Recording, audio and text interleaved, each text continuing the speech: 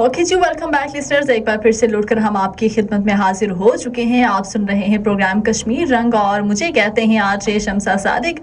जी हाँ लिस्टर्स, इस वक्त रेडियो की फ्रीक्वेंसी पर होने के साथ साथ हम फेसबुक पर भी लाइव आ चुके हैं और फेसबुक पर सुनो एफएम कश्मीर के पेज पर आप इस वक्त हमें बिल्कुल लाइव देख भी सकते हैं। जी हाँ जनाब, सुनाइए कैसे हाल चाल हैं मेरे जो फेसबुक के व्यूवर्स हैं। आप भी उम्मीद करते हैं कि आप खैर वाफियत से होंगे, ठीक ठाक होंगे, फिट होंगे और मज़े में होंगे।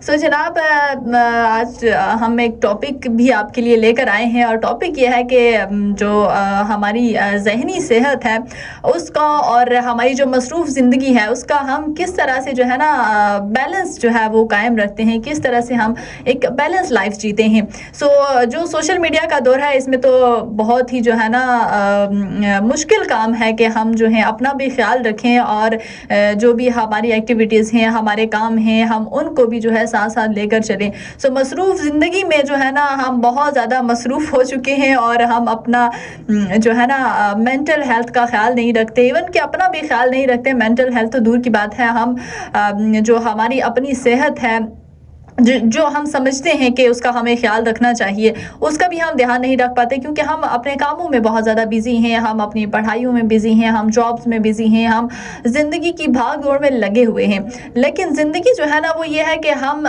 तमाम चीज़ों को जो है ना बैलेंस करें, बैलेंस लाइफ जिएँ, खुशियों को भी देखें, अपनी जो भी हमारी प्रॉब्लम्स हैं उनको भी देखें, लेकिन ज़्यादा उनको जो है ना हमने सवार नहीं करना, बोझ नहीं बनाना अपने लिए।